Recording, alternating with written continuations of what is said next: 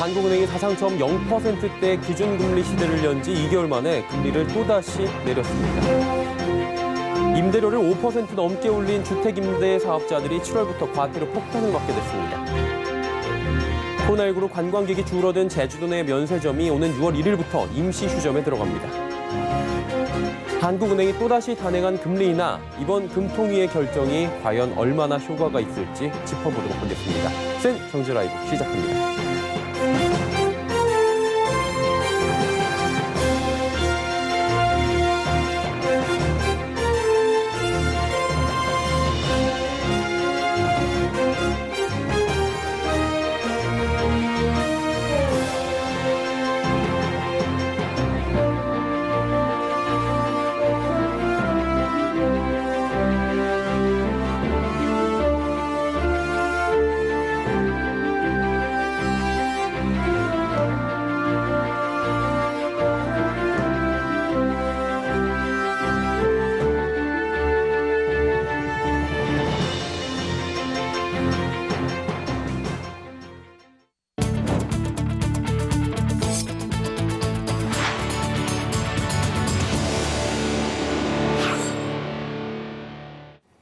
시청자 여러분 안녕하십니까? 센 경제라이브 서정덕입니다.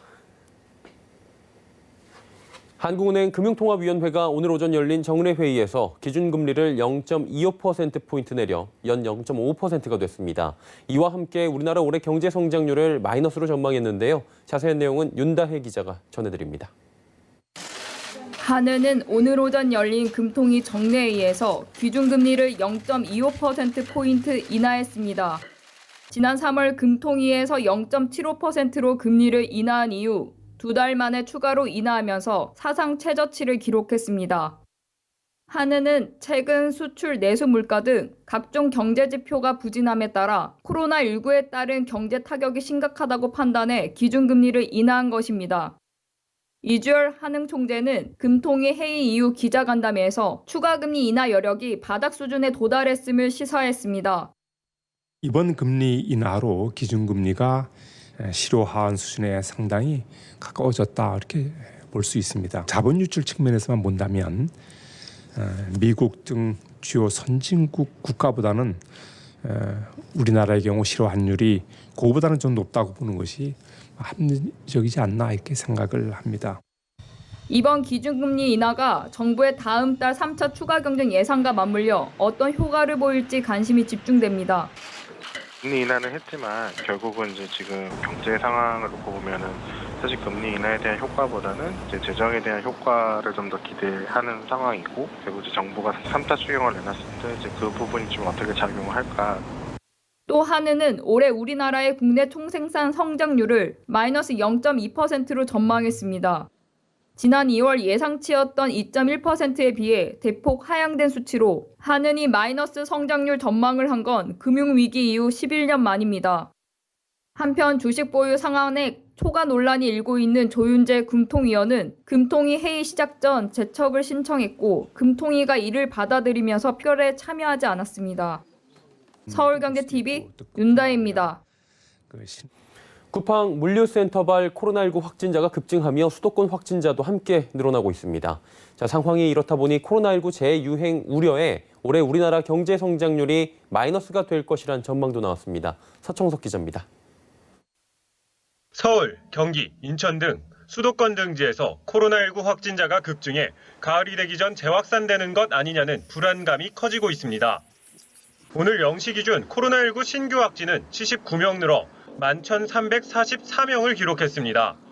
신규 확진자 70명대 발생은 약 2달 만입니다. 특히 신규 확진자 중 서울, 인천, 경기 등에서 67명이 나와 수도권에서 확진자가 급증하고 있습니다. 이태원 클럽, 쿠팡 물류센터 등 코로나19 확산이 반복되는 조짐을 보이자 한국개발연구원 KDI는 올해 경제 성장률이 마이너스가 될 수 있다고 전망했습니다. 네, 지금과 같이 확진자가 계속 확산되는 그런 추세가 만약에 연말까지도 계속 지속된다면 저희가 생각하기에 올해 경제 성장률이 마이너스 1.6%까지 하락할 수 있다 이렇게 전망을 했습니다. 특히 오늘 한국은행은 기준금리를 추가로 인하하며 우리나라 경제 성장률을 마이너스 0.2%로 전망했지만 코로나19가 지속되면 이 수치보다 더 떨어질 수 있다는 겁니다. 경기도는 쿠팡 물류센터 코로나19 관련 전수검사 대상 4,159명 검사를 진행 중이고 오늘 오전 11시 기준 82명이 확정 판정을 받았다고 밝혔습니다. 이와 함께 마켓컬리 물류센터, 서울 KB생명보험 콜센터에서도 확진자가 발생해 코로나19 2차 대확산에 대한 우려가 커지고 있습니다. 서울경제TV 서청석입니다.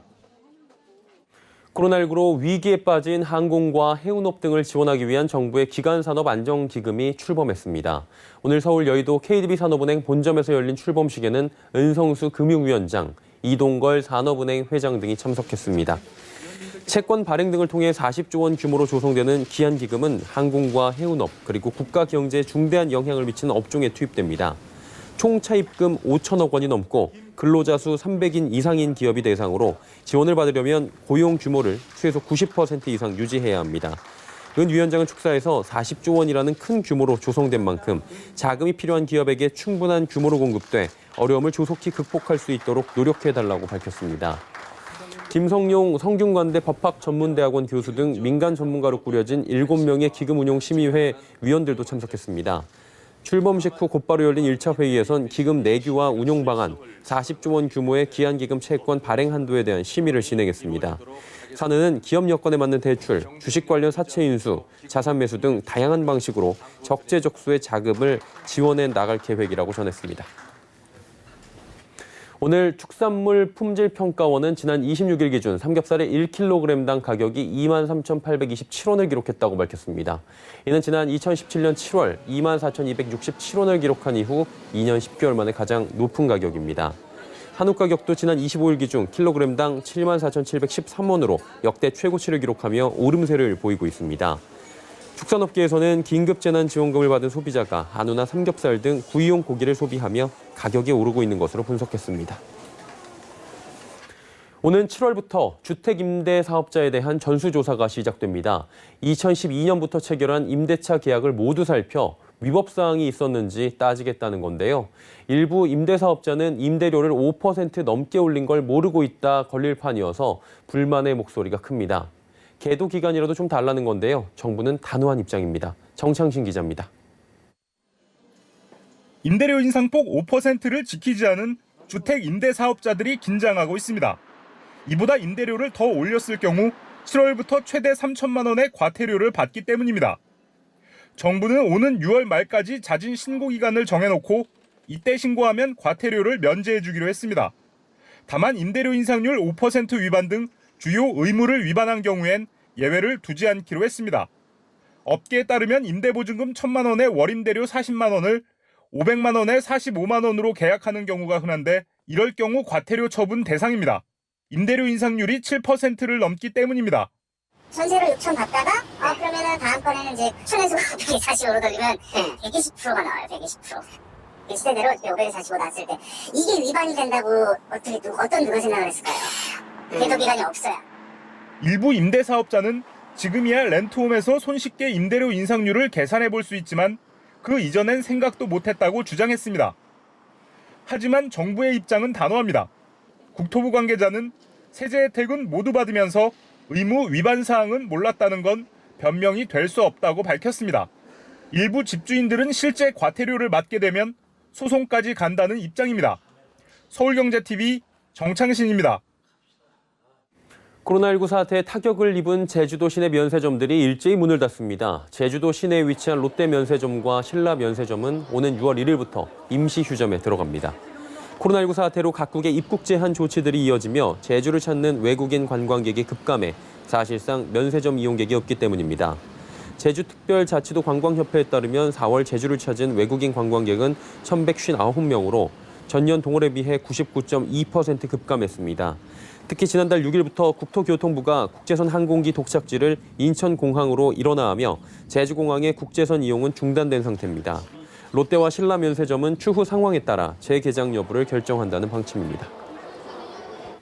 현대중공업 노동조합은 오늘 오후 1시부터 4시간 부분 파업에 들어갔습니다. 올 들어 두 번째 부분 파업으로 노조는 지난해부터 이어진 임금 협상이 입장 차이를 좁히지 못하자 부분 파업에 다시 나선 겁니다. 기본급 인상과 성과급, 정년 연장 등이 요구되는 올해 교섭 역시 난항이 예상되는 상황입니다. 노조는 지난해와 올해 임금 협상을 분리해서 다룬다는 계획인 가운데 비상경영을 선포한 사측이 노조의 요구를 받아들이긴 쉽지 않을 전망입니다.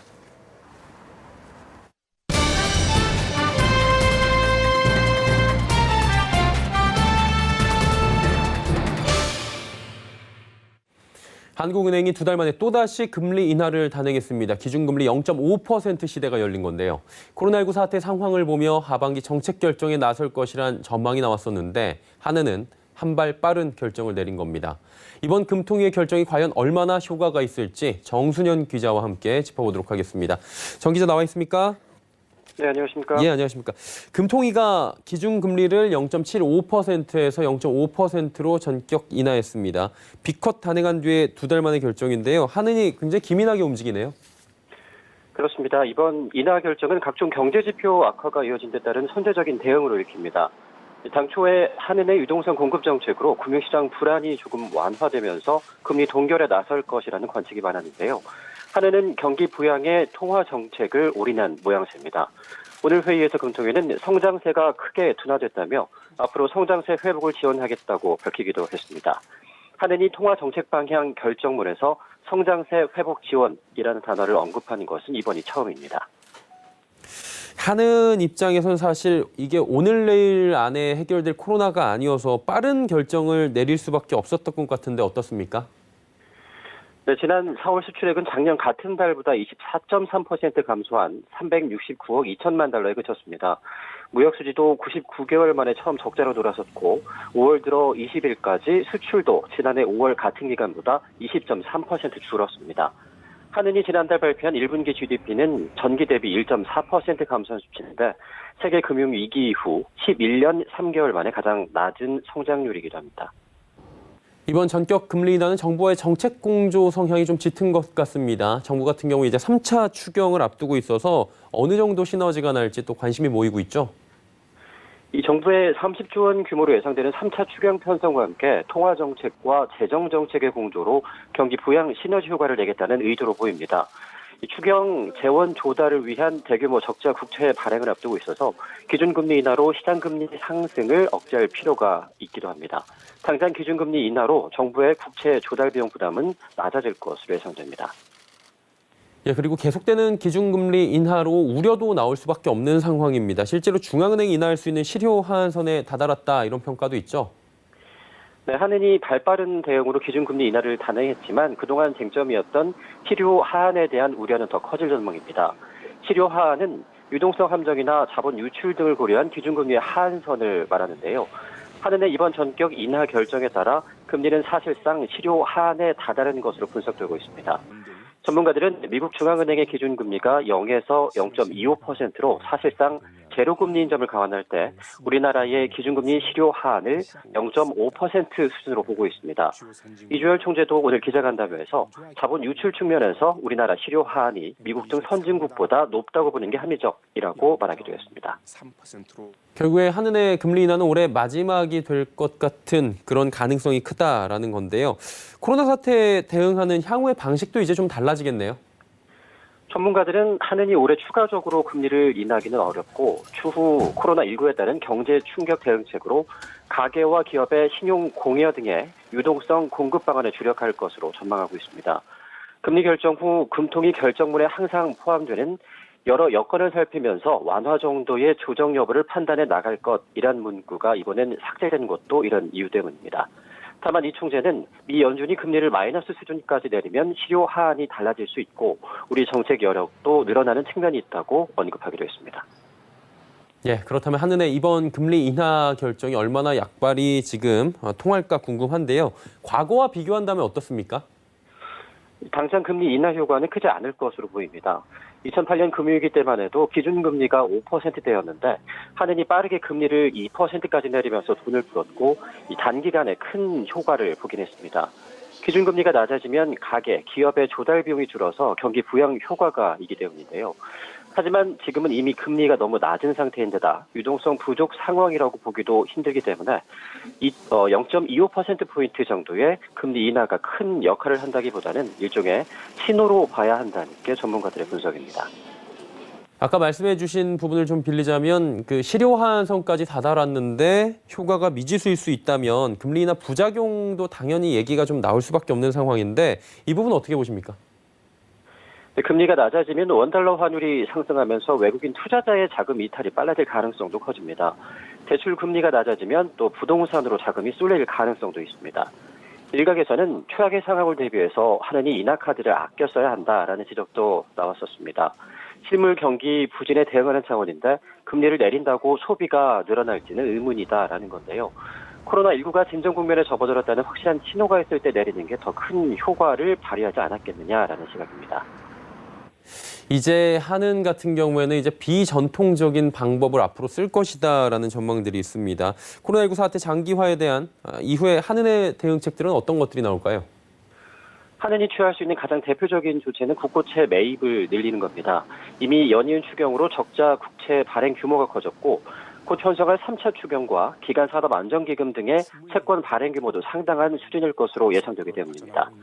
이 총재는 수급 불균형에 따라 장기 금리 변동성이 커질 가능성을 예의주시하고 있다면서 시장 안정화 차원에서 필요할 경우 국고채 매입에 적극 나설 계획이라고 말하기도 했습니다. 다만 정례적으로 매입하는 방안에 대해서는 말을 아꼈습니다. 자, 국채 매입 말씀해 주셨는데요. 그렇다면 매입 규모가 어느 정도 될지 전문가들은 어떻게 전망합니까? 국채 매입 규모를 특정하지는 않았지만 금융위기 당시 한국은행 국채 매입 사례를 감안하면 10년물 위주로 20조 플러스 알파 규모의 매입이 예상됩니다. 금융위기 당시 한은은 시장 왜곡을 피하기 위해서 시장 듀레이션에 대응해서 채권을 매수했었는데요. 현재 국채 시장 듀레이션은 8.6년으로 이번 단순 매입은 10년물에 집중될 것으로 전문가들은 내다보고 있습니다. 또 3차 추경에서 40조 원의 적자 국채 발행과 전체 국채 잔액 대비 4.8%까지 한국은행 보유 국채 잔액의 확대를 가정한다면 최소 17.4조 원 규모의 국채 매수가 가능하다는 분석이 나옵니다. 그리고 오늘 한은에서는 경제 성장률 전망치를 수정했습니다. 대폭 수정한 거예요. 지금 11년 만에 마이너스 성장에 대한 전망이 나왔습니다. 코로나 사태 영향이 생각보다 더 심각하다는 얘기겠죠. 그렇습니다. 한은은 올해 한국의 경제 성장률 전망치를 기존 2.1%에서 마이너스 0.2%로 대폭 수정했습니다. 지난해 2월 발표한 성장률 전망치 2.1%보다 2.3%포인트 낮춘 수치입니다. 한은이 또 한 번 구원투수로 나설 수밖에 없었던 배경이기도 한데요. 한은이 올해 성장률을 마이너스로 수정하는 것은 그만큼 코로나19 여파를 심각하게 보고 있다는 겁니다. 한은은 코로나19 사태 초기였던 올 초만 해도 3월에 정점을 찍은 뒤 진정 국면에 들어갈 것으로 예상을 했었는데 이후 2분기에 정점이 다다른 뒤 차차 진정 국면에 진입할 것으로 전망을 바꿨습니다. 코로나19 사태가 올 3분기 정점을 찍는 비관적인 시나리오상으로는 마이너스 1.8%까지 떨어질 수 있다고 보고 있습니다. 우리가 생각했던 것보다 더 심각하다라고 느껴지실 수도 있을 것 같아요. 금통위 결정에 대해서 해외 전문가들은 어떤 평가를 하던가요? 영국 경제 분석기관인 캐피털 이코노믹스의 알렉스 홈즈 이코노미스트는 금통위 금리 인하 직후 낸 보고서에서 한국은 상당한 침체의 한가운데에 있으며 4월 금리 동결 이후 경제 전망은 더욱 나빠졌다라고 진단을 했습니다. 한국의 5월 첫 20일간의 수출이 전년 대비 20.3% 줄어드는 등 대외 전망도 없다면서 올해 한국의 GDP 성장률이 마이너스 3%를 기록할 것으로 내다보기로 했습니다. 정부와 한국은행의 정책 공조가 제대로 먹혀들여야 할 텐데 아직 갈 길이 먼 상황에서 이른 낙관보다 미리미리 약재에 대비하자는 결정이겠죠. 조금만 더 사태를 지켜보면서 올 한 해가 무사히 지나갈 수 있기를 함께 응원해 보도록 하겠습니다. 정순영 기자였습니다. 고맙습니다. 그렇습니다.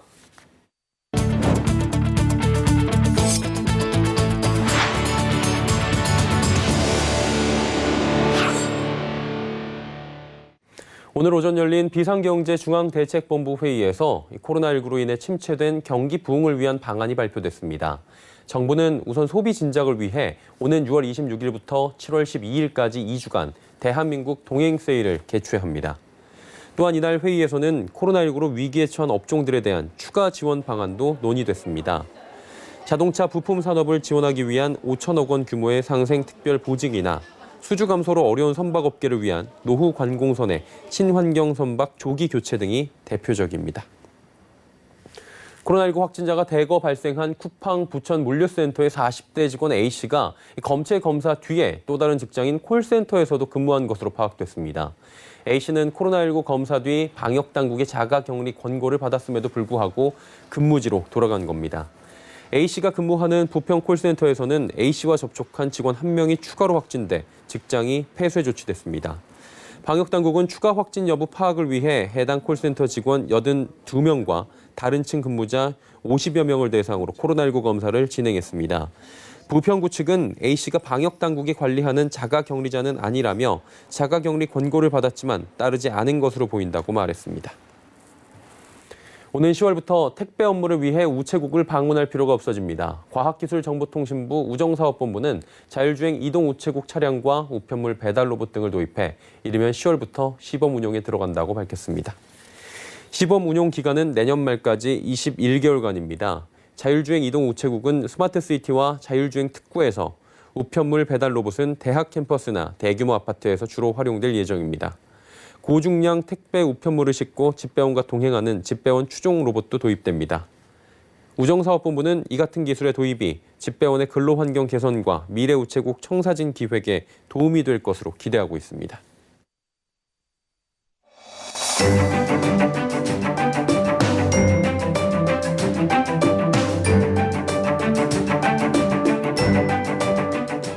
안녕하세요. K웨더 라이프스타일 예보 김단비입니다.